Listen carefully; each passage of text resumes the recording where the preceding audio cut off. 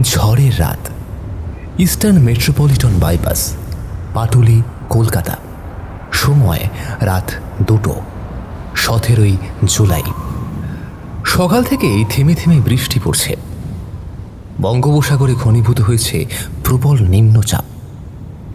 বৃষ্টির পূর্বাভাস মাথায় নিয়েই মেয়েটিকে আজ অফিস দৌড়াতে হয়েছে। আর্জেন্ট একটা মিটিং ছিল। বৈষ্ণবঘাটা পাটুলি টাউনশিপের কাছেই ওর অফিস। বিয়ের পরেই এই চাকরিতে যোগ দিয়েছে সে। মেয়েটিকে সেই অর্থে মিশুকে বলা চলে না। ছোটবেলা থেকেই সে ইন্ট্রোভার্ট। নিজের মধ্যেই একটা আলাদা পৃথিবী তৈরি করে নিজেই নিজের প্রিয় বন্ধু হয়ে উঠেছে। এই চাকরিতে জয়েন করার পর কাজটা চালিয়ে যেতে যথেষ্ট অসুবিধাই পড়তে হয়েছিল তাকে। কারণ প্রাইভেটে, বিশেষ করে আইটি ফার্মগুলোতে কাজ করতে হলে অনেক বেশি স্মার্ট, মিশুক এবং চৌখস হতে হয়। নিজের লিমিটেশনগুলোকে যতটা সম্ভব লুকিয়ে রেখে নিজেকে অনেক বেশি করে প্রেজেন্টেবল করে তুলতে হয় বাইরের মানুষের সামনে। যদিও বিয়ের পর থেকেই জীবনটা আমূল বদলে গেছে ওর। বিয়েটাও বেশ আচমকাই হয়েছিল। মাস্টার্স শেষ করার পর ওর বাড়ি থেকে বাবা মা বিয়ের জন্য রীতিমতো চাপ দিচ্ছিল। তাই কতকটা বাধ্য হয়েই শেষমেশ বিয়েটা করে নিয়েছে ও। যদিও নিজেকে একদমই বিয়ের মেন্টালিটি মনে করে না সে, কারণ আজকালকার মেয়েদের মতো সে স্মার্ট নয়। তার উপরে ঘরকন্যার কাজও তেমন সে কিছুই জানে না। এই লেট ইভিনিং এর মিটিংটা ছেড়ে বেরোতে বেরোতে আজ অনেকটাই রাত হয়ে গেল। এর মধ্যেই 5 ফোন এসেছে আমার বাড়ির থেকে। হ্যাঁ, বছর ঘুরতে লাগলো, অথচ স্বামী এখনো বউ বউ করে সারাদিন পাগল করে রাখে। কি তাই না বলো? ইয়ার কি করো না তো। এমনিতেই রাতের দিকে বাড়ি ফেরার জন্য খুব একটা ক্যাব কিচ্ছু পাওয়া যায় না এদিকে। ক্যাবটা বুক হলো? যেদিন বাড়িতে ফিরতে লেট হয়ে যায় সেদিন অফিসের এক কালিগ ওর জন্য ক্যাব বুক করে দেয়। এইসব কাজে একেবারে সাবলীল নয় মেয়েটি। অফিসের এই কালিগ খুব ভালো মনের মানুষ। মেয়েটিকে বোঝে। অফিসে একমাত্র এই কালিগের সঙ্গে দুদণ্ড বসে দুটো কথা বলতে পারে সে। নিজের সুবিধে অসুবিধেগুলোকে প্রাণ খুলে জানাতে পারে। যদিও এই সম্পর্কটাও নিজের স্বামীর কাছে কোনোদিনই সেভাবে বলতে পারেনি, কারণ ওর স্বামী যথেষ্ট সন্দিগ্ধ মনের। ইস, বৃষ্টিটা আবার তেড়ে নামলো। দূর না গো, 15 মিনিট ধরে চেষ্টা করছি, কোনো ক্যাব বুক নিচ্ছে না। রীতিমতো হতাশ হয়ে পড়ল অফিস কালিগ ছেলেটি। ঠিক তখনই সামনের মোড়ে একখানা হলুদ ট্যাক্সি এসে থামল। ওই তো একটা ট্যাক্সি, দেখো না একটু কথা বলে রাজি হয় কিনা। ট্যাক্সি দেখেই বৃষ্টির মধ্যে ছাতা নিয়ে দৌড়ে গেল ওরা দুজনেই। বেশ কিছুক্ষণ দৌড়াদৌড়ি করে অবশেষে ট্যাক্সিতে উঠে বসল মেয়েটি। শব্দ করে স্টার্ট নিল হলুদ রঙের ট্যাক্সিটা। ছুটে চলল বর্ষণসিক্ত শহরের ভেজা পিচের রাস্তাটা কামড়ে ধরে। কবজিটা উল্টে সময়টা দেখল মেয়েটি। ইস, অনেকটাই রাত হয়ে গেছে। ভালোই ভালোই বাড়িতে পৌঁছতে পারলে বাঁচি। বাইরে অঝরে বৃষ্টি পড়ছে। ট্যাক্সির মধ্যে একমাত্র ড্রাইভারের ডান হাতের দিকে জানলাটা খোলা, তাই বাইরে থেকে বৃষ্টির জল চলন্ত গাড়ির মধ্যে সেভাবে আসছে না। অজান্তেই মেয়েটির দুটো চোখ ট্যাক্সির ভেতরে ঘুরতে শুরু করলো। ড্রাইভারের চেহারাটা একেবারেই পছন্দ হয়নি ওর। তার উপরে গাড়িতে ওঠার পর থেকেই কেমন একটা কটু গন্ধ ক্রমাগত বিরক্ত করছে ওকে।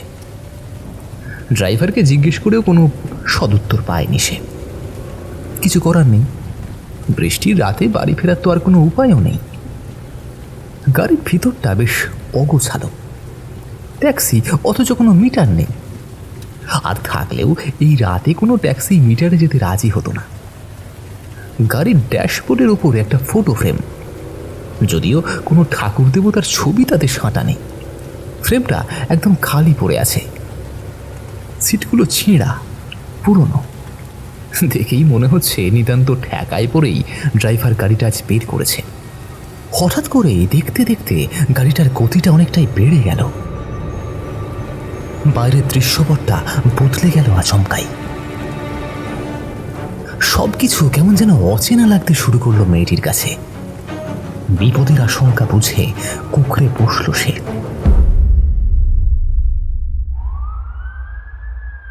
বিশ্ব বাংলা মিলন মেলা গ্রাউন্ডের 7 নম্বর গেটের কাছে। সময় সকাল 7টা, 17 জুলাই। প্রগতি ময়দান থানায় কিছুক্ষণ আগেই খবরটা এসেছিল।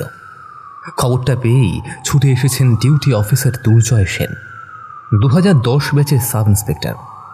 বেশ কয়েক বছর ধরেই এই থানাতে পোস্টেড আছেন, খুব ডেডিকেটেড অফিসার।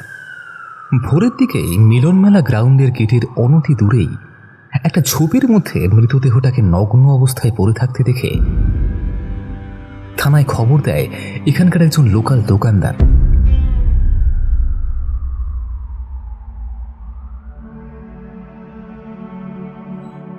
নমস্কার, আশা করি আপনারা সকলে খুব ভালো আছেন। আজ আপনারা শুনবেন দীপচক্র নিবেদিত murder mystery the ultimate truth. আজকের গল্পটি কঠোরভাবে প্রাপ্তবয়স্ক ও প্রাপ্তমনস্কদের জন্য। গল্প পাঠে আলাপন।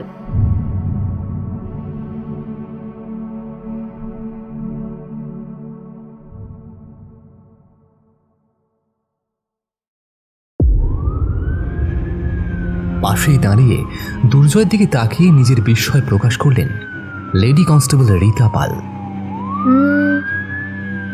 কি বুঝছেন স্যার? যেটা আপনি বুঝছেন সেটাই আমার মনে হচ্ছে। It's a clear case of rape and murder. সামনে পড়ে থাকা মৃতদেহটার দিকে ভালো করে দেখতে থাকলেন দুর্জয়। পূর্ণবয়স্ক এক মহিলা, বয়স ওই 30-এর মধ্যেই হবে। মোটের ওপর রোগা পাতলা গরম, কপালের বাম দিক বরাবর একটা জোড় আছে। মাথার কালো চুলগুলো বড্ড বেশি এলোমেলো, গায়ে কোনো সুতো নেই। গলার কাছে থাকা রক্তটা শুকিয়ে গেছে, আড়াআড়ি ভাবে গলাটা কাটা। হ্যাঁ, ক্লিন কাট বলেই তো মনে হচ্ছে, যদিও ইনজুরি মার্জিনটা ম্যাগনিফাইং গ্লাস দিয়ে না দেখলে ভালো করে বোঝা যাচ্ছে না। ক্ষতটাই মাছি ভন ভন করছে, তবে দেহের পচন শুরু হয়েছে বলে মনে হচ্ছে না। হাত দুটো দুদিকে ছড়ানো, আর পা দুটো হাঁটু থেকে ভাঁজ হয়ে দুদিকে খুব বাজেভাবে ছড়িয়ে আছে। আই থিঙ্ক বডিটা এখানে ডাম্প করা হয়েছে, কারণ ঝোপঝাড়ের আশপাশটা খুব একটা ডিস্টার্ব বলে মনে হচ্ছে না। স্যার, যা দেখছি গলার ক্ষতটা বেশ গভীর। দেখেই বোঝা যাচ্ছে ধারালো কোনো ছুরি দিয়ে গলাটা স্লিট করা হয়েছে। কিন্তু স্যার, আপনি কেমন করে বলছেন যে খুনটা করার আগে মেয়েটাকে রেপও করা হয়েছিল? একটু ভালো করে দেখলেই বুঝতে পারবেন মেয়েটির ওপরে অত্যাচার করে ওকে ঠিক ঠিক এই জায়গাটায় ডাম্প করা হয়েছে। ওর পরনের জামা কাপড়গুলো আশেপাশে কোথাও দেখতে পাচ্ছি না। তার মানে ঘটনাটা অন্যত্র ঘটানো হয়েছে এবং এখানে নিয়ে এসে ফেলা হয়েছে। দেখে যা মনে হলো মেয়েটি বিবাহিত, কারণ মাথায় সিঁদুরের হালকা দাগ দেখা যাচ্ছে, যদিও হাতে গলায় কানে কোনো গয়নাগাটি নেই। এটাও হতে পারে যে খুনের পর খুনি ওগুলো খুলে নিয়ে গেছে। আর তাছাড়া মেয়েটির ব্রেস্টের পাশে অনেকগুলি নেল স্ক্র্যাচ মার্ক দেখা যাচ্ছে। লোয়ার অ্যাবডোমেন রিজিয়নেও অনেকগুলো বাইট মার্ক আছে। আর এছাড়াও মেয়েটির ভ্যাজাইনার এরিয়াতে ইনজুরি আছে বলেই মনে হচ্ছে। খবরটা পেয়ে ছুটে এসেছেন থানার বড়বাবু অভিনন্দন মার্জিত। যথেষ্ট চিন্তিত লাগছে ওকে, আর সেটা হবারই কথা। রেপ ইউথ মার্ডারের ঘটনা যে কোনো থানার বড়বাবুর কাছে যথেষ্ট চিন্তার বিষয়। কারণটা সহজেই অনুমেয়। বিরোধী পার্টিগুলি এই ধরনের ঘটনাকে ইস্যু করার জন্য সাধারণত মুখিয়ে থাকে। আর তাছাড়া সিঙ্গল ইঞ্জিন সরকারের কাছে ক্রাইম এগেনস্ট ওমেনের ঘটনাগুলো ট্যাকল করাটাও যথেষ্ট চ্যালেঞ্জিং। রাজ্যের নারী সুরক্ষা আক্রান্ত, এইসব আওয়াজ তুলে ছোট বড় মিডিয়া হাউসগুলো ঝাঁপিয়ে পড়বে সরকার এবং পুলিশ প্রশাসনের ওপরে। ডেড বডিটা ইমিডিয়েট ব্রড ডেথ করিয়ে ময়না তদন্তের জন্য কাঁটাপুকুর মর্গে পাঠিয়ে দিন। ওখানেই সুরতহাল এবং ময়না তদন্ত হবে। তাছাড়া আমি ফরেন্সিকেও খবর দিয়েছি, ওরাও একটু পরেই চলে আসবে। এর মধ্যে সিন অফ ক্রাইমটা ভালো করে সিকিউর করে ক্রাইম সিনের ফটোগ্রাফিটা করিয়ে নিন। আর হ্যাঁ, ওই দোকানদার যিনি সবার আগে ডেড বডিটা দেখেছিলেন তার বয়ান অনুসারে একটা কেস স্টার্ট করে দিন।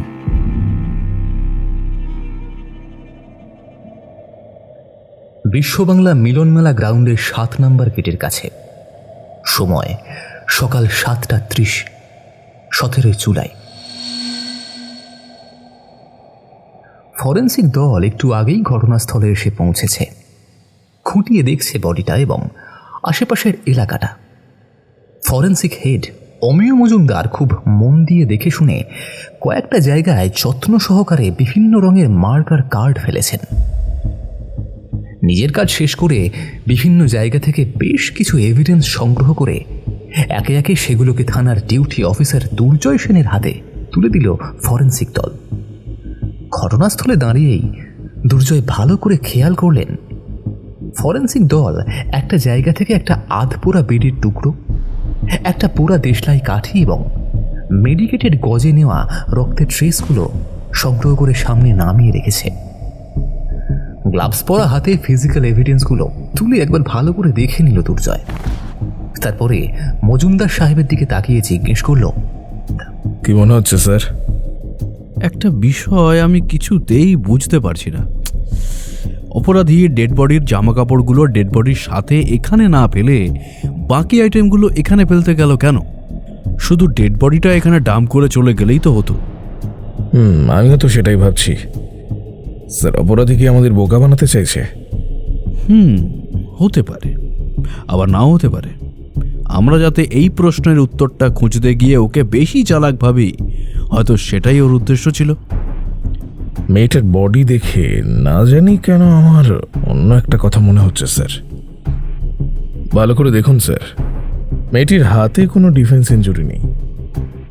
আর এর মানে মেয়েটি অত্যাচারের আগে নিজেকে বাঁচানোর কোনো চেষ্টাই করেনি।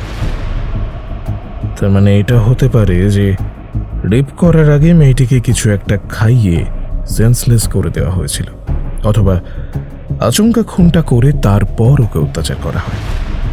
Yes, that may be true. Sir, খুনের ওয়েপেন বা মেয়েটির পোশাকগুলো তাহলে কোথায় ফেললো? সেটা তো আপনাকেই খুঁজে বের করতে হবে অফিসার। মেয়েটির আইডেন্টিটি হাইড করতেই এই কাজটা করা হয়েছে বলে মনে হচ্ছে। তবে কি স্যার? রাস্তার পাশেই যখন ডেড বডিটা পাওয়া গেছে, আমার মনে হচ্ছে কোনো গাড়িতে করে যাওয়ার সময় বডিটা এখানে ফেলে যাওয়া হয়েছে। তাই জামা কাপড়গুলো খুঁজতে আপনাকে খুব একটা খাটতে হবে না। আমারও তাই মনে হচ্ছে স্যার। তাছাড়া এই এলাকায় বেশ কয়েকটা সিসি ক্যামেরা আছে, ওই ফুটেজগুলো থেকে কিছু না কিছু ক্লু ঠিক পেয়ে যাব বলেই মনে হচ্ছে। হ্যাঁ, দেখা যাক কতটা কি করা যায়। প্রগতি ময়দান থানা, কলকাতা। সময় 9:30, 17 জুলাই। ইতিমধ্যে আশেপাশে সিসিটিভি ফুটেজগুলো কালেক্ট করে থানায় নিয়ে আসা হয়েছে।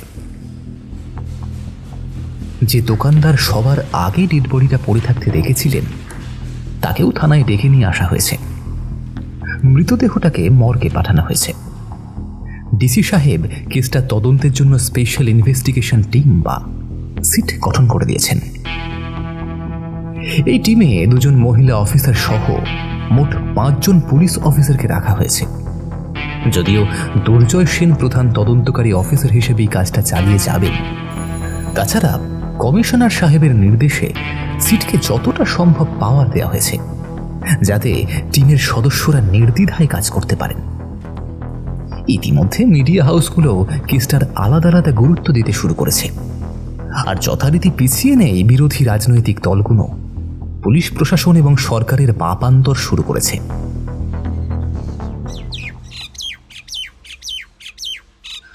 সকালের ধকল থেকে কিছুটা নিস্তার পাওয়ার জন্য থানার অফিসের রুম সংলগ্ন ব্যালকনিতে রোদে চা নিয়ে বসেছেন দুর্জয় সেন।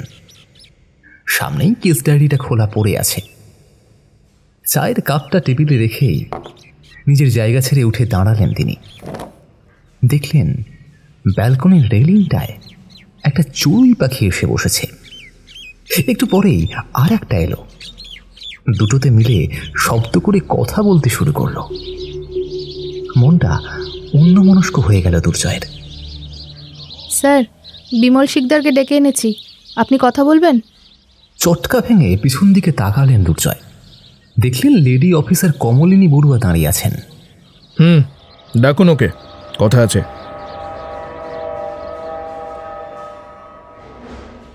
কিসের দোকান আপনার? চায়ের দোকান স্যার। চায়ের দোকান? তাহলে এত বেলা করে দোকান খুললেন কেন?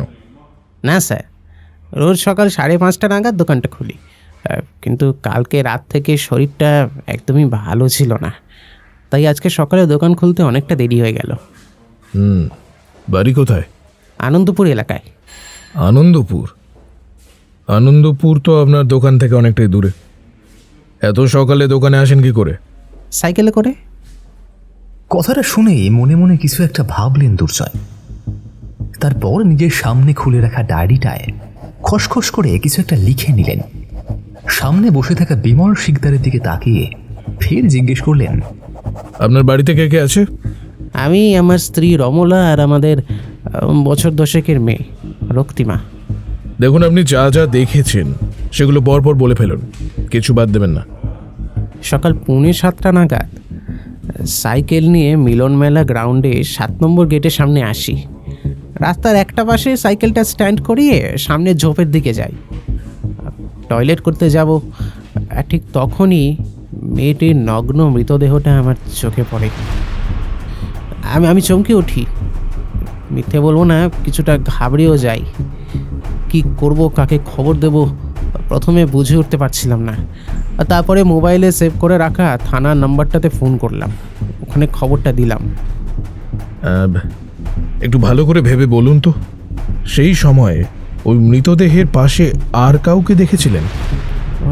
পাশে কেন, ওই এলাকায় তখন একমাত্র আমি আর ওই মেয়েটার মৃতদেহ ছাড়া আর কেউই ছিল না sir.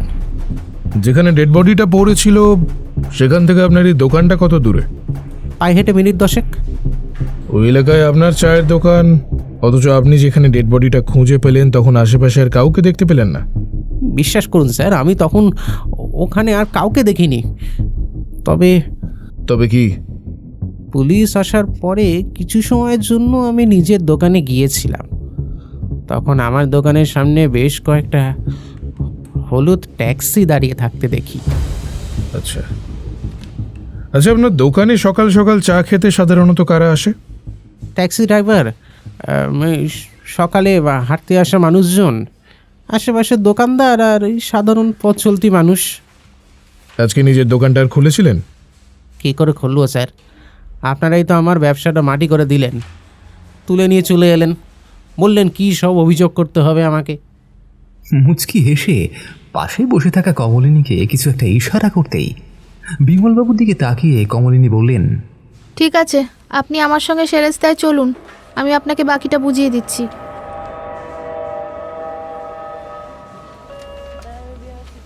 Traffic control room, Lalbazar, Kolkata. সময় 10:30। 17 জুলাই। এখানটা পজ করুন তো, এই জায়গাটা একটু ভালো করে দেখতে হবে। জুম করে ছবিটাকে এমনভাবে এনলার্জ করুন যাতে ছবিটা না ফাটে। কন্ট্রোল রুমের মনিটরের সামনে বসে পাশে বসে থাকা কনস্টেবলের উদ্দেশ্যে কথাগুলো ছুঁড়ে দিলেন অফিসার সৌভিক সেনগুপ্ত। 2012 ব্যাচের অফিসার, সিটির সদস্য। সকাল থেকেই সিন অফ ক্রাইমে থাকা ট্রাফিক ক্যামেরাগুলোর ফুটেজ নিয়ে তিনি পড়ে আছেন কন্ট্রোল রুমে। খুঁটিয়ে খুঁটিয়ে ফুটেজগুলো দেখছেন, নোট নিচ্ছেন, আবার মাঝে মাঝে নিজের মোবাইলে ক্লিপগুলোকে তুলেও রেখেছেন আলাদা করে। এর মধ্যে 5-6 ফোনেও কথা বলে নিয়েছেন দুর্জয়ের সঙ্গে। সৌভিকের কথা মতো ওর পাশে বসে থাকা কনস্টেবলটি পজ করে রাখা ছবিটা জুম করে বড় করে দিলেন। ভালো করে ছবিটা দেখে নিয়ে এক রাশ বিরক্তি নিয়ে সৌভিক বলে উঠলেন, তোর সালা, এইভাবে হবেই না, কিছুতেই গাড়ির নাম্বারটা বুঝতে পারছি না। তারপর নিজের মোবাইলটা পকেট থেকে বের করলেন, দুর্জয়কে আবারও ফোন ধরালেন। হ্যাঁ সৌভিক, বলুন, আর কোনো ডেভেলপমেন্ট আছে? একটা জায়গায় এসে আটকে গেছি, তাই আপনাকে ফোনটা করলাম। ভোর 4টে নাগাদ হলুদ রঙের একটা ট্যাক্সি মিলন মেলা গ্রাউন্ডের 7 নম্বর গেটের কাছে এসে থামলো। মিনিট 5 ওখানে দাঁড়িয়ে থাকলো, তারপর ড্রাইভারের সিটের দিকে দরজাটা খুলে গেল।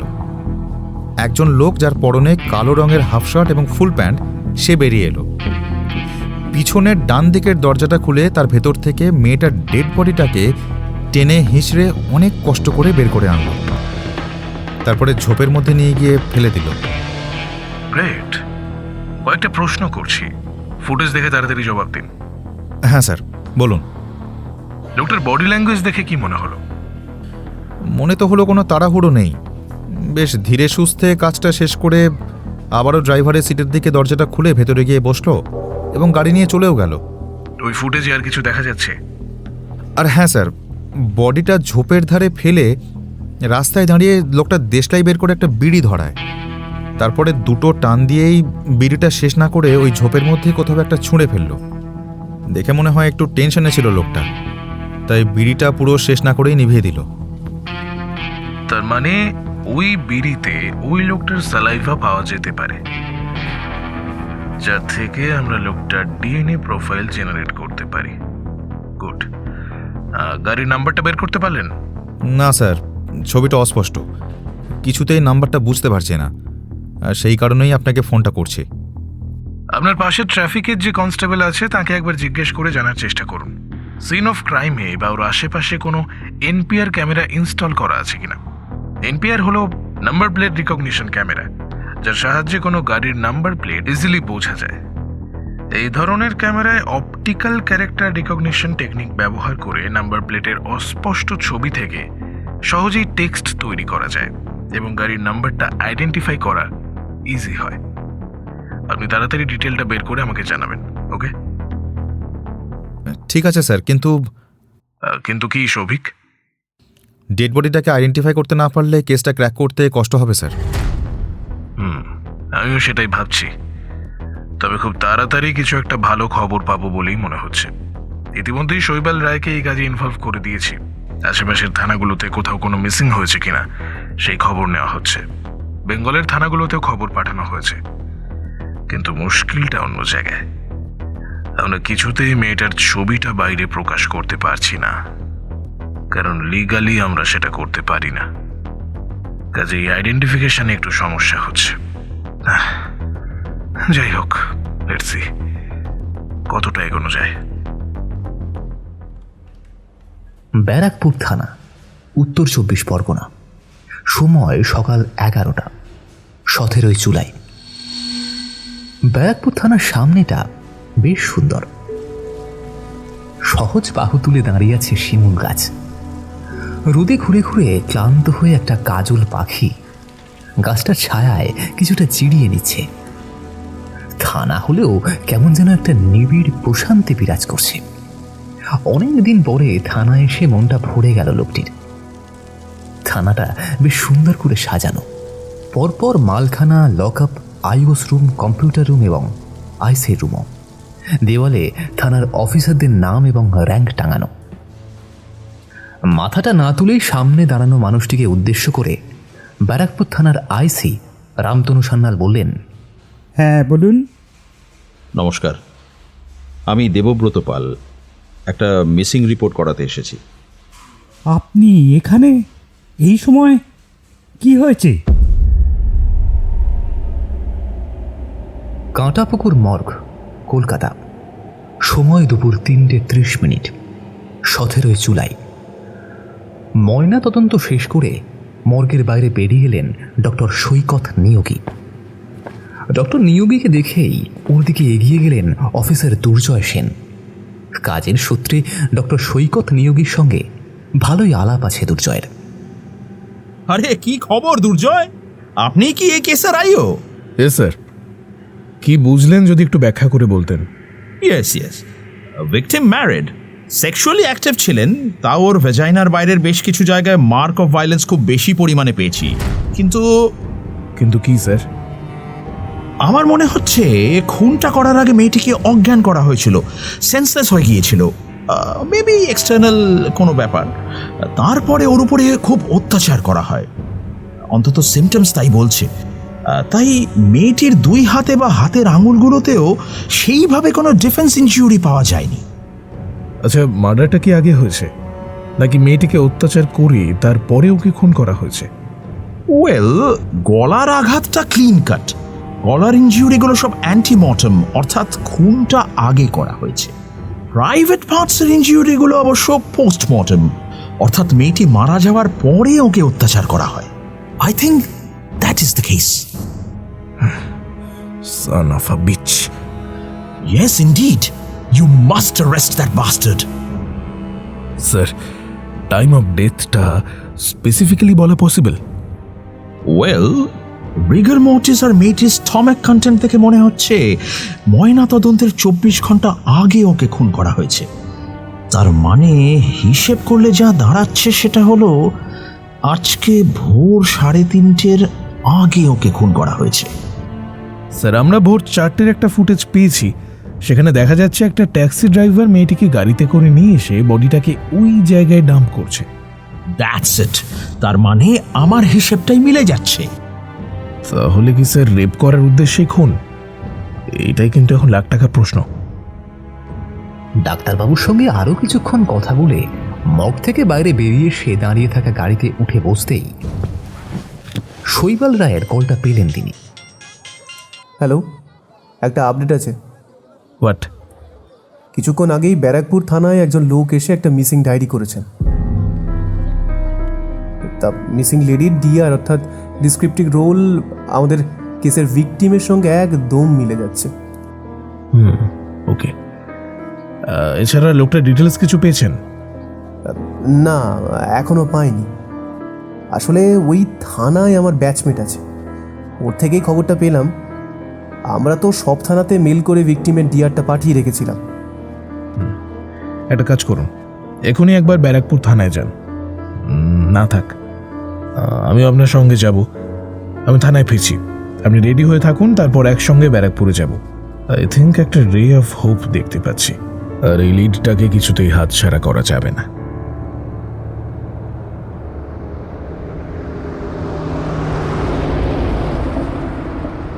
BT road, Kolkata. সময় বিকেল 5:30।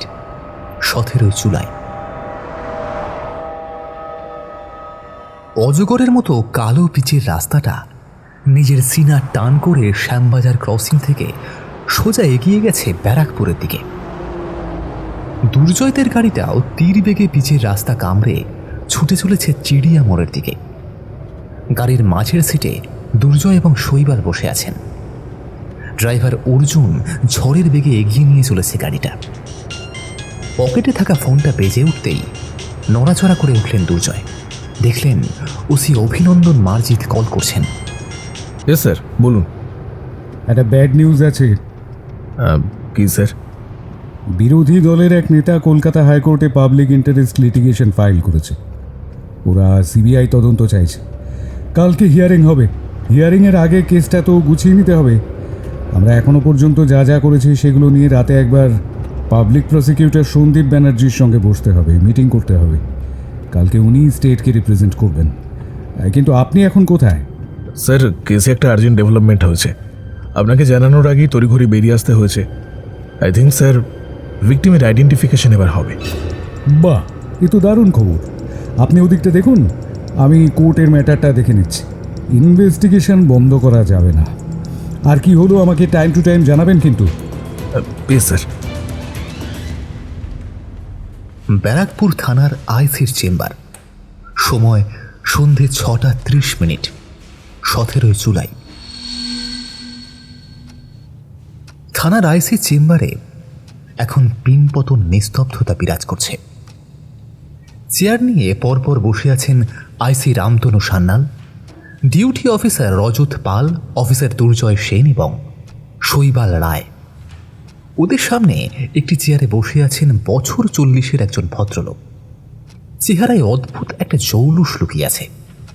লম্বা চওড়া, গায়ের রং মাঝারি, মুখে কাঁচা পাকা দাড়ি, দুটো চোখের তলায় পুরো কালো রেখা পড়ে আছে। মনে হচ্ছে কোনো একটা বিষয় নিয়ে খুব টেনশনে আছেন। পরনে দুধ সাদা ফুল শার্ট, হাতটা কুমির পর্যন্ত গোটানো রয়েছে। কালো রঙের প্যান্ট, জামাটা ইন করা আছে, পায়ে কালো রঙের জুতো। সামনে বসে থাকা মানুষটিকে আপাদমস্তক ভালো করে দেখে নিয়ে দুর্জয় বলল, নমস্কার, আমি দুর্জয় সেন, কলকাতা পুলিশ অফিসার, প্রগতি ময়দান থানায় পোস্টেড। একটা মার্ডার কেসের বিষয়ে আপনাকে কিছু প্রশ্ন করতে চাই। আশা করি আপনি প্রশ্নগুলো ঠিকঠাক জবাব দেবেন, তবে সবার আগে আপনাকে একটা ছবি দেখানোর আছে। 1 সেকেন্ড।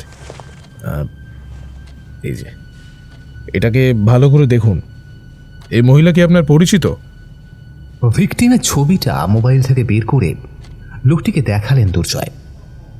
ছবিটি দেখে লোকটির মুখের অভিব্যক্তির মধ্যে কোনো পরিবর্তন হলো না।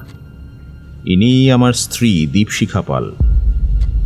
ওর জন্যই আমি এই থানায় মিসিং ডায়েরি করতে আসি। গতকাল সকালে অফিসে যাচ্ছি বলে বাড়ি থেকে বেরিয়েছিল, তারপর সারা রাত বাড়িতে ফেরেনি। আমি ওর অফিসে ফোন করেছিলাম, জানতে পারি একটা আর্জেন্ট মিটিং ছিল গতকাল, তাই অফিস থেকে বেরোতে বেরোতে দীপশিখার অনেকটাই রাত হয়ে গিয়েছিল। ওর ফোনটা বারবার সুইচ অফ পাচ্ছিলাম।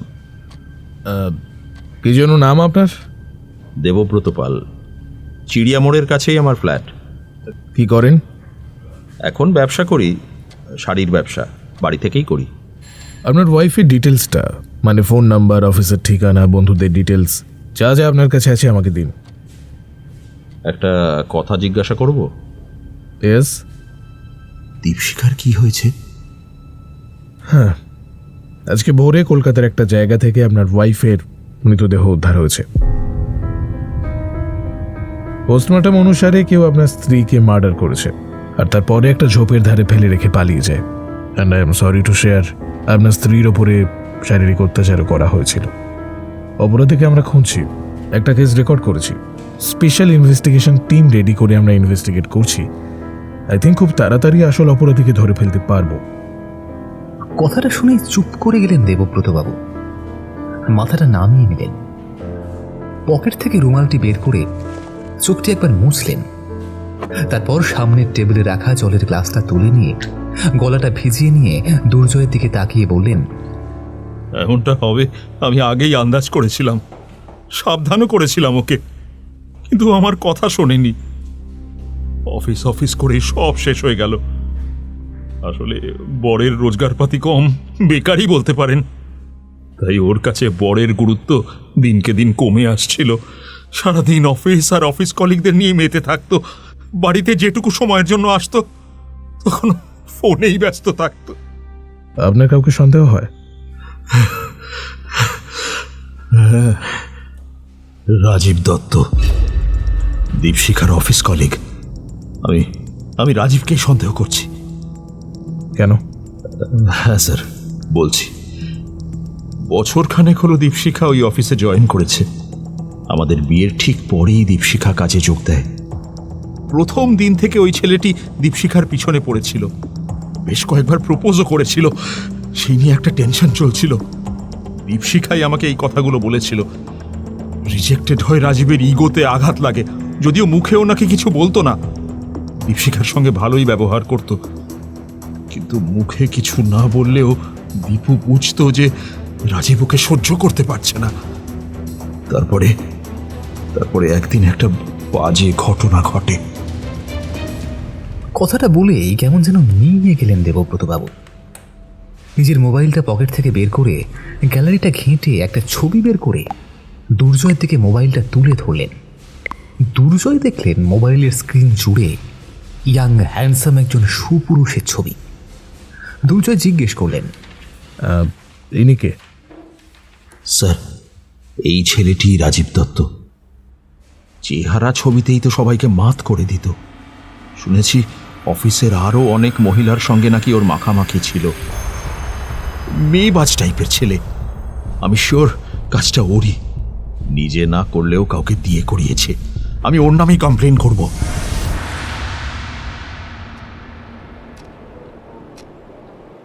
ব্যারাকপুর থানার আইসি চেম্বার।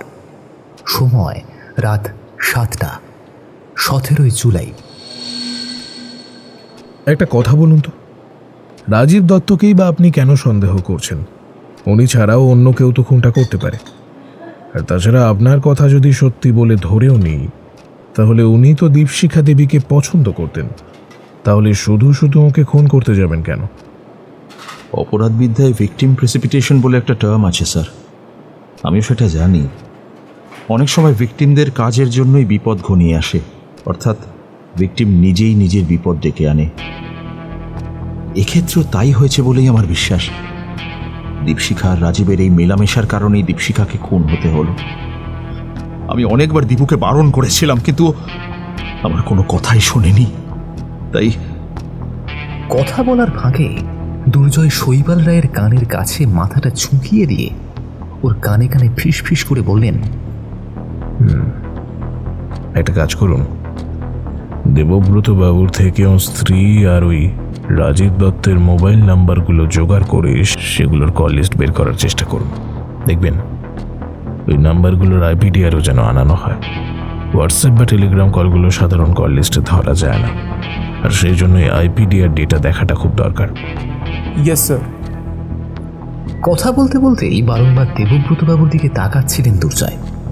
দেখলেন ওর মুখে বিন্দু বিন্দু ঘাম জমে উঠেছে। হাতটা উনি সামনে রাখা টেবিলটার উপরে রেখেছেন, হাতের মুঠো খোলা, হাত পা নাড়িয়ে কথা বলছেন, যথেষ্ট প্রত্যয় নিয়ে কথা বলছেন তিনি। আচ্ছা দেবব্রত বাবু, দীপশিখা দেবীর সঙ্গে আপনার সম্পর্ক কেমন ছিল? স্যার, আর 5 জন স্বামী স্ত্রীর মতোই আমাদের সম্পর্ক ছিল। বাট আই থিঙ্ক সেটা বোধহয় ছিল না। থাকলে আপনি কিছুতেই নিজের স্ত্রীকে সন্দেহ করতেন না। সন্দেহ? কি সব আজে বাজে কথা বলছেন? যা সত্যি শুধু সেটুকুই তো আমি বলেছি। আপনি একটা কাজ করুন, দীপশিখার অফিসে গিয়ে তদন্ত করুন, তাহলেই দেখবেন আরো অনেক কিছু জানতে পারবেন। আমি কি করব আর কতটা করব সেটা আমার ব্যাপার। আপনি শুধু নিজের কথা ভাবুন। আপনার কাছেও কি কোনো মোটিভ ছিল না দীপশিখাকে খুন করার? কথাটা শুনেই দেবব্রত বাবুর মুখটা কেমন যেন গম্ভীর হয়ে গেল। চোয়াল দুটো বেশ শক্ত হয়ে এলো, বদলে গেল ওর বডি ল্যাঙ্গুয়েজ। নিজের মনে ওঠা প্রশ্নগুলো না বলে আর পারলেন না শৈবাল। দুর্জয়ের কাছে ঘনিয়ে সে জিজ্ঞাসা করলেন, ব্যাপারটা তো আমি কিছুই বুঝতে পারছি না। দেবব্রতবাবু করেনটা কি? ওর মধ্যে এতটা কনফিডেন্স আসছে কোথা থেকে?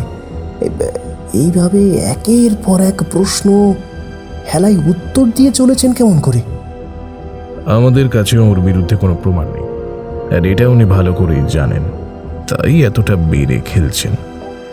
আগে আমরা ওর বিরুদ্ধে প্রমাণ সংগ্রহ করি, তারপরে না হয় ওকে ফের জিজ্ঞাসাবাদ করব। সেটাই ভালো হবে। একটা কথা অনেকক্ষণ ধরে জিজ্ঞেস করব বলে ভাবছি, কিন্তু কিছুতেই সুযোগ পাচ্ছিলাম না। কি? দেবব্রত বাবুর আসল পরিচয়টা কি? থানার আইসির থেকে জেনেছি দেবব্রত বাবু নাকি একটা সময় পুলিশে চাকরি করতেন। সাব ইন্সপেক্টর থাকাকালীন কোনো একটা কেসে বাজেভাবে ফেঁসে যান, তারপরে ডিপার্টমেন্ট থেকে ওকে সাসপেন্ড করা হয়, আর উনি নাকি চাকরিটা ছেড়ে বেরিয়ে যান। প্রগতি ময়দান থানা, কলকাতা। সময় রাত 8টা, 17 জুলাই। ইতিমধ্যেই চমকে দেওয়া একটা তথ্য সৌভিকের হাতে এসে পৌঁছেছে। অফিসার্স রুমের দেওয়ালে টাঙানো ঘড়িটার দিকে একবার তাকিয়ে নিয়ে সময়টা দেখলেন সৌভিক। তারপর পকেটের মোবাইলটা বের করে দুর্জয়ের নাম্বারটা ডায়াল করলেন।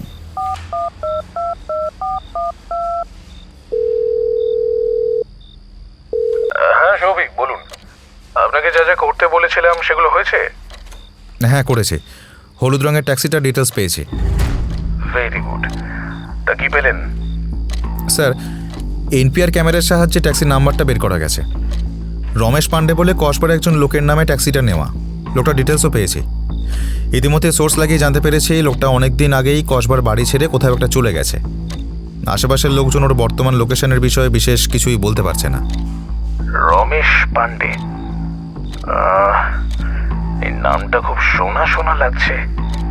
কোনো একটা কেসের ম্যাটারে নামটা শুনেছিলাম, কিন্তু এই মুহূর্তে ডিটেলসটা কিছুতেই মনে করতে পারছি না। কোথায় শুনেছেন নামটা? সেটাই ভাবছি, বাট কিছুতেই মনে পড়ছে না। পুরনো কেস? তাহলে তো লালবাজারের ক্রাইম রেকর্ড সেকশন আর সিআইডির রেকর্ড সেকশনে খোঁজ করলে সব কিছু জানা যাবে। সেটাই তাহলে করুন। আরেকটা কাজ করুন তো, ট্যাক্সির নাম্বার এবং ছবিটা সব থানা এবং ট্রাফিক গার্ডগুলোতে সার্কুলেট করে দিন, যদি কোনো খোঁজ পাওয়া যায়। ওকে স্যার, আমি কাজগুলো করে আপনাকে ফিডব্যাক দিচ্ছি। আর একটা কথা ছিল স্যার। হ্যাঁ বলুন। বড়বাবু কালকে সকালে আমাকে কেস ডায়েরি নিয়ে হাইকোর্টে যেতে বলেছেন। ইতিমধ্যেই আমি পাবলিক প্রসিকিউটর স্যারের সঙ্গে কেসটা নিয়ে বিস্তারিতভাবে আলোচনা করেছি। উনি আমাকে একটা রিপোর্ট বানিয়ে নিয়ে যেতে বলেছেন। রিপোর্টটা লিখে আমি আপনাকে মেল করে দিচ্ছি, একটু দেখে নেবেন প্লিজ। ওকে, আমি দেখে দিচ্ছি।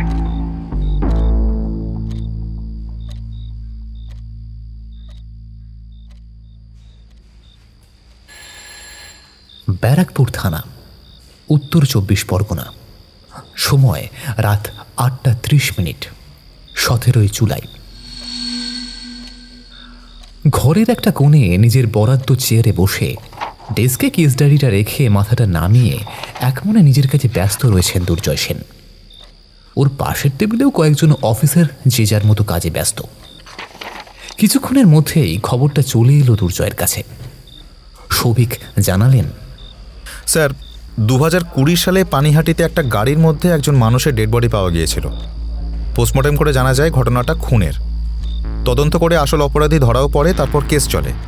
বিচারে অপরাধীর যাবজ্জীবন কারাদণ্ড হয়। আর ওই ট্যাক্সিটা এখনও সিজ অবস্থায় কোর্টের সম্পত্তি হিসাবে ডাম্পিং গ্রাউন্ডে পড়ে আছে। মজার ব্যাপার হলো 2020 সালের ওই কেসের ট্যাক্সির নাম্বারটা আর দীপশিখা মার্ডার কেসের ট্যাক্সির নাম্বারটা একই। আর ট্যাক্সি চালকের নাম Ramesh Pandey. How is it possible? Ramesh Pandey এখন জেলে সাজা খাটছে, ও ট্যাক্সিটা আগের কেসে বাজেয়াপ্ত করা আছে। তাহলে ওই একই ট্যাক্সি পুনরায় এই কেসে ইউজ হলো কি করে? What the hell is going on? Officer শৈবালের সঙ্গে খবরটা শেয়ার করতেই উনিও চঞ্চল হয়ে উঠলেন। কিছুতেই হিসেব মেলাতে পারছেন না। ট্রেনিং থেকে বেরিয়ে কিছুদিনের জন্য দুর্জয়ের পোস্টিং হয়েছিল লালবাজারের গোয়েন্দা বিভাগে। আর সেখানেই তার সঙ্গে আলাপ হয়েছিল ইন্সপেক্টর অভিরাজ সেনের। অভিরাজ সেন গোয়েন্দা বিভাগের হোমিসাইড শাখার অফিসার। নিজে এত বড় মাপের একজন অফিসার হয়েও যে কোনো সমস্যায় জুনিয়র অফিসারদের পাশে এসে দাঁড়ান। স্যারের কথাটা মনে পড়তেই মোবাইল থেকে অভিরাজের নাম্বারটা বের করে ওকে ফোন করলেন দুর্জয়।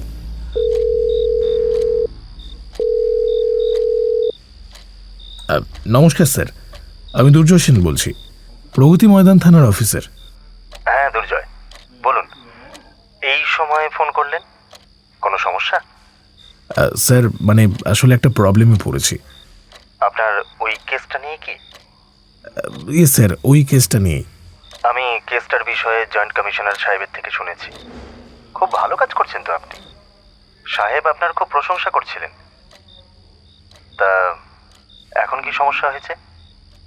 কথায় কথায় দুর্জয় সমস্যাটার কথা ভালো করে বুঝিয়ে বললেন অভিরাজ সেনকে। কথাটা শুনেই একটু ভাবলেন অভিরাজ, তারপর বললেন, আরে এটা নিয়ে এত ভাবার কি আছে?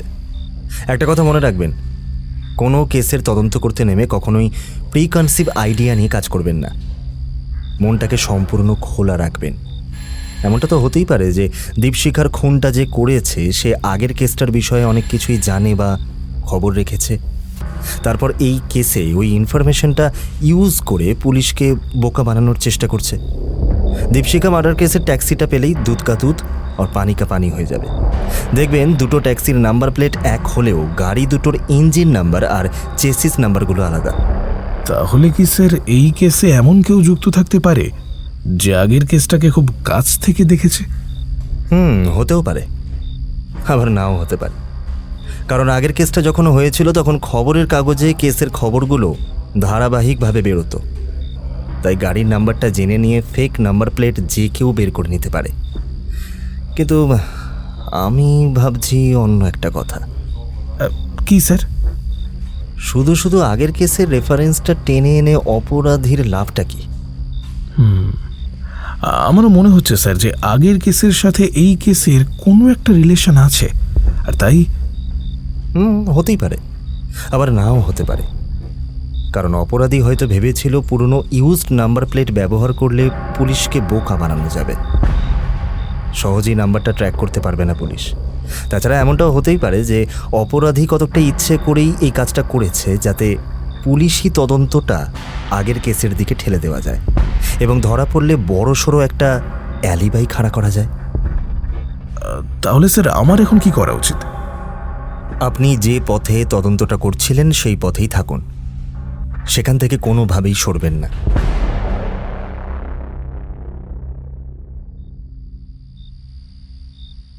ফিফটি মানসী রোড, পাটুলি, কলকাতা। সময় রাত 10:30। 17 জুলাই। সিঁড়ি দিয়ে উঠেই দোতলায় রাজীব দত্তের ফ্ল্যাট। বাড়িতে বয়স্ক মা বাবা ছাড়া আর কেউ নেই, বিয়ে থাও করেননি। বসার ঘরটি বেশ প্রশস্ত। গতানুগতিক সোফার বদলে কাঠের আসবাবপত্র ছড়ানো ছেটানো রয়েছে গোটা ঘরে। একটা কারুকাজ করা কাঠের প্যানেল আড়াআড়ি রাখা, দেওয়ালে ছোট বড় ছবি দিয়ে একটা কোলাজ বানিয়ে টাঙানো। টেবিলে বিভিন্ন বিষয়ের বই থরে থরে সাজানো রয়েছে। ঘরের কোণে দুটো ইনডোর প্ল্যান্ট রাখা। এক কথায় সুরুচি এবং সচ্ছলতার ছাপ সর্বত্র। এই রাতে রাজীববাবুর সঙ্গে কথা বলার জন্য সেই ব্যারাকপুর থেকে ছুটে এসেছেন দুর্জয় এবং শৈবাল। যদিও এই ব্যাপারে উনি কোনো আপত্তি জানাননি। ফোনে ওনার সঙ্গে যোগাযোগ করে জিজ্ঞাসাবাদের কথাটা ওকে বলে দুর্জয়। তখন হাসি মুখেই রাজি হয়ে গিয়েছিলেন তিনি। এও বলেছিলেন, দীপশিখা আমার খুব কাছের একজন বন্ধু ছিল, তাই আমিও চাই যাতে অপরাধী দ্রুত গ্রেপ্তার হোক। ডিনার শেষ করে বাইরের ঘরে এসে বসেছেন রাজীববাবু। শান্ত মানুষ, চোখ মুখ দেখেই ওর রুচি শিক্ষা সম্পর্কে সম্যক ধারণা হচ্ছে দুর্জয়ের। বলুন স্যার, কি জানতে চান? রাজীববাবু, কবে থেকে আপনাদের পরিচয়? বিয়ের পরেই দীপশিখা আমাদের কোম্পানিতে জয়েন করে, আর তারপর থেকেই ধীরে ধীরে আমাদের সম্পর্কটা গভীর হতে শুরু করে। খুবই ভালো মনের মেয়ে ছিল দীপশিখা। তা কতখানি গভীর ছিল আপনাদের এই সম্পর্ক? দুজন ভালো বন্ধুর মধ্যে যেমনটা হয়। দীপশিখা অফিসে আপনাকে ছাড়া আর কাদের সঙ্গে বেশি মেলামেশা করতেন? অনেকেই আছেন, পিয়া দাস, দর্শনা ঘোষাল, সুপর্ণা বসু, সোমজা সরকার। এদের সবার সঙ্গে দীপশিখার ভালো সম্পর্ক ছিল। যদিও ও খুব একটা মিশুকে স্বভাবের ছিল না, খুব একটা কথাও বলতো না। আপনি কোনোদিন দীপশিখা দেবীর বাড়িতে গিয়েছিলেন? না স্যার, আমি যেতে চেয়েছিলাম, কিন্তু ওই যেতে না করেছিল। ওর স্বামী একটা সময়ে পুলিশে কাজ করত। শুনেছি কোনো একটা কেসে ফেঁসে গিয়ে চাকরিটা গিয়েছে। খুব সন্দেহপ্রবণ লোক। তাই দীপশিখা চাইতো না যে আমি ওর বাড়িতে যাই, ওর স্বামীর সঙ্গে আলাপ করি।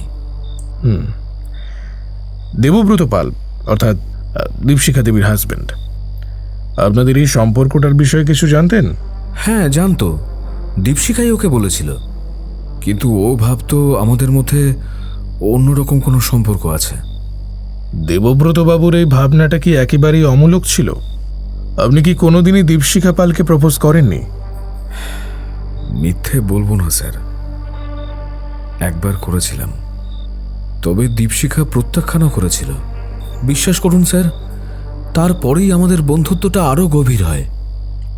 ওকে, আপনাদের মধ্যে এই বিষয়টা নিয়ে একবার তো ঝামেলা হয়েছিল সবার সামনে, তাই না? না না স্যার, সেরকম কিছুই নয়। এরকম ছোটখাটো ঘটনা তো আকসার ঘটে। ঘটনাটা ছোটখাটো হলে কি আর সেই কথাটা আমার কান পর্যন্ত এসে পৌঁছাতো? এনিওয়ে, হ্যাঁ। উত্তর না দিয়ে কেমন যেন থম মেরে গেলেন রাজীববাবু। মাথাটা নামিয়ে কিছু একটা ভাবতে থাকলেন। প্রসঙ্গটা ঘুরিয়ে রাজীববাবুর দিকে তাকিয়ে দুর্জয় জিজ্ঞেস করল, সেদিন রাত্রে ঠিক কি কি হয়েছিল? সেদিন রাতের দিকে আমাদের একটা আর্জেন্ট মিটিং ছিল। মিটিংটা শেষ হতে হতে অনেকটা রাত হয়ে যায়।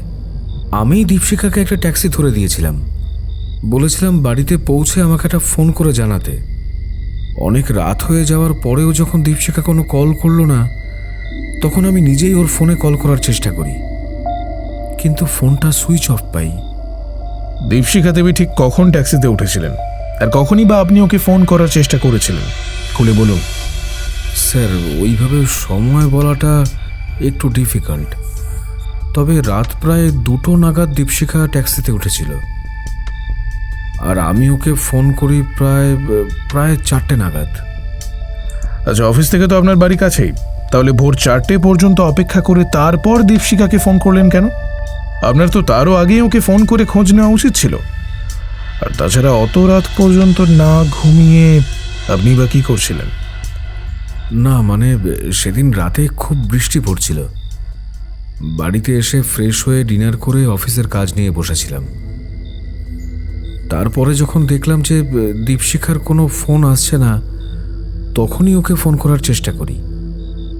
তাছাড়া স্যার, এরকম অনেক দিনই হয়েছে যখন অনেক রাত করে দীপশিখা ক্যাব ধরে বাড়ি গিয়েছে। বুঝলাম। আচ্ছা, আরেকটা বিষয় বলুন তো, রাতের দিকে আপনাদের অফিস এরিয়ায় হলুদ ট্যাক্সি কি পাওয়া যায়? না স্যার, একদমই পাওয়া যায় না। রাতে বাড়িতে ফেরার একমাত্র উপায় হলো ক্যাব। কিন্তু জানি না কেন সেদিনই ওই বৃষ্টির মধ্যে আচমকা একটা হলুদ ট্যাক্সি এসে হাজির হলো। আমরাও হাতে একটা চাঁদ পেয়েছি ভেবে এগিয়ে গেলাম, কিন্তু তখন যদি বুঝতাম। আচ্ছা রাজীববাবু, কালে কালে তো অনেকটাই বেলা হলো, তাও বিয়ে করেননি কেন? বিয়ে কি হবে স্যার বিয়ে করে? ওসব বন্ধনে জড়াতে ইচ্ছে করে না। শুনেছি দীপশিখা দেবী ওর মনের কথা আপনার সঙ্গে শেয়ার করতেন। হ্যাঁ স্যার, নিজের মনের কথা দীপশিখা আমাকেই বলতো, কিন্তু খুব কষ্ট ছিল ওর। বাড়িতে একটুও শান্তি ছিল না, দিনরাত বড্ডা খিটখিট করত। দীপুর জীবনটাও একেবারে অতিষ্ঠ করে তুলেছিল লোকটা। ও একটা ক্রিমিনাল। ক্রিমিনাল? ওয়াই? ওকে ক্রিমিনাল বলছেন কেন? দুর্জয়ের প্রশ্নটা শুনেই রাজীব দত্তের চোখ মুখের ভাবটা নিমেষে পাল্টে গেল, চোয়ালটা শক্ত হয়ে উঠল।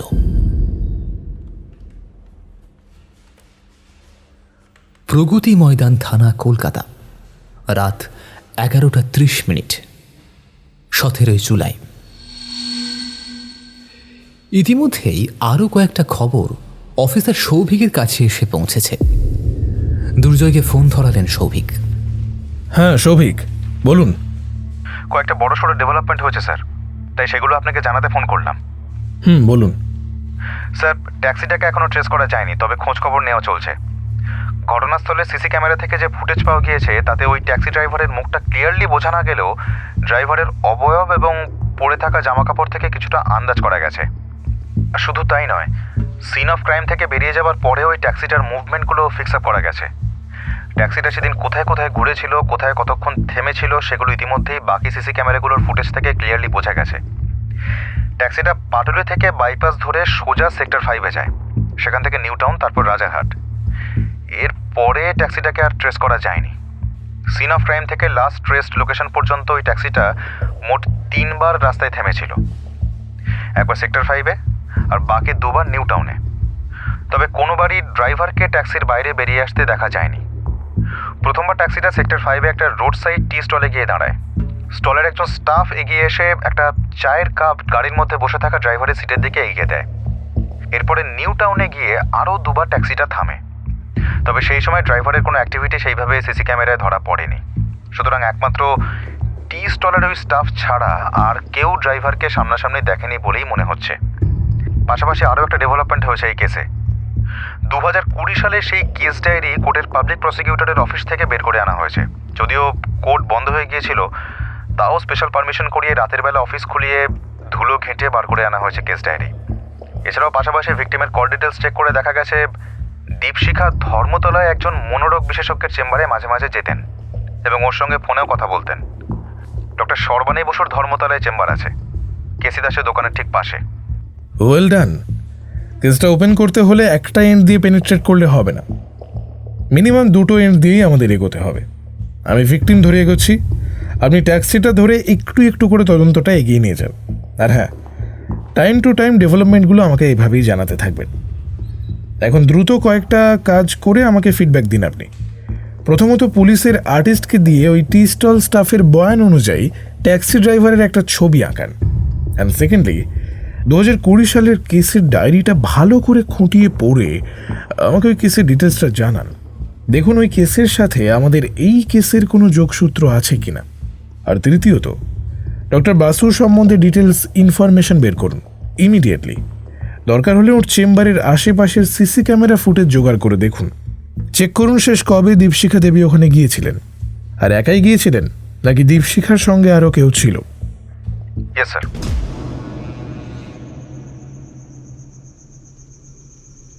53 মানসী road, Patuli, Kolkata.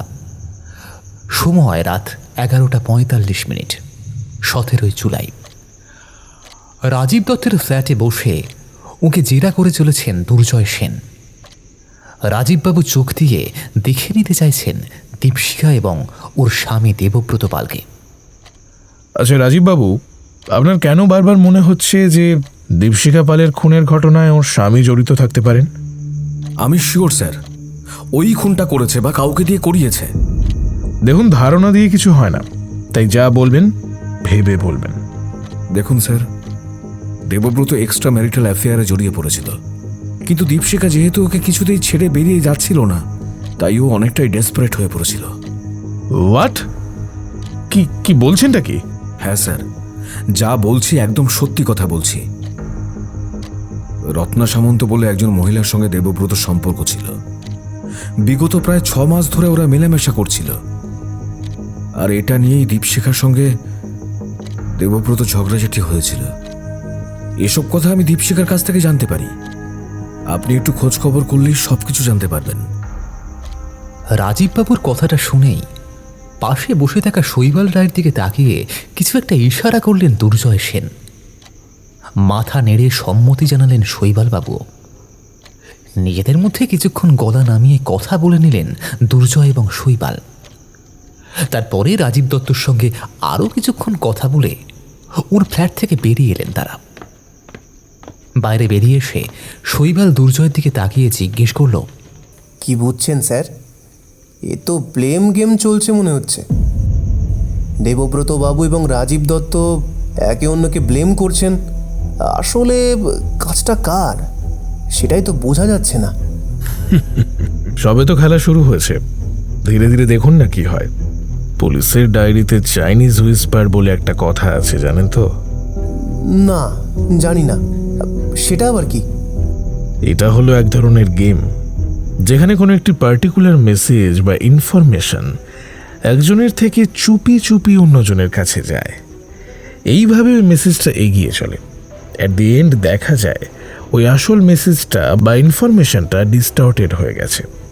And that means প্রথম মানুষটির কাছে যে মেসেজটি ছিল সেটা অনেকটাই পরিবর্তিত হয়ে শেষ মানুষটির কাছে গিয়ে পৌঁছেছে। কাজে মুখের কথায় বিশ্বাস না করে আমাদের তথ্য প্রমাণ নির্ভর ইনফরমেশনের উপরেই ভরসা করতে হবে। তাহলে আমরা এখন কি করব? নাথিং, এখন আর বিশেষ কিছুই করার নেই। অনেকটাই রাত হয়েছে, এখন আর কারোর বাড়ি গিয়ে কোনো লাভ নেই। চলুন থানায় ফেরা যাক।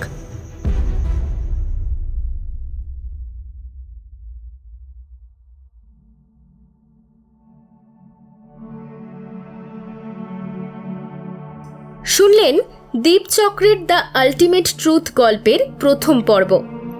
পরবর্তী পর্বের জন্য মাত্র 2 দিনের অপেক্ষা। পরবর্তী তথা অন্তিম পর্ব আগামী সোমবার ঠিক রাত 8টায়। গল্প পাঠে আলাপন। দুর্জয় সেনের চরিত্রে কুন্তল, দীপশিখার চরিত্রে আমি বর্ণালী, সর্বাণীর চরিত্রে তানিশা, সৌভিকের চরিত্রে স্নেহাদ্রি, দেবব্রত ইন্দ্রনীল, রত্না প্রদীপ্তা এবং অন্যান্য চরিত্রে অভিষেক, অচ্যুত, নীল, অরিজিৎ, শান্তম, সুযাত্র, পার্থ, সৌরভ, মৈত্রেয়ী, বর্ণালী, ইন্দ্রনীল এবং কুন্তল। গল্পের অডিও রূপান্তর দিশানি, সাউন্ড ডিজাইনে সায়ন, প্রচ্ছদ ও ভিডিও ডিজাইনে দীপক, সমগ্র পরিচালনায় কুন্তল, প্রযোজনায় বিভা ক্যাফে। আরেকটি বিশেষ ঘোষণা, পরবর্তী সপ্তাহে আপনাদের জন্য আসছে সৌরভ চক্রবর্তীর মৃত কৈটব।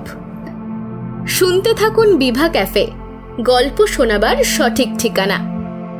শুনতে থাকুন বিভা ক্যাফে, গল্প শোনাবার সঠিক ঠিকানা।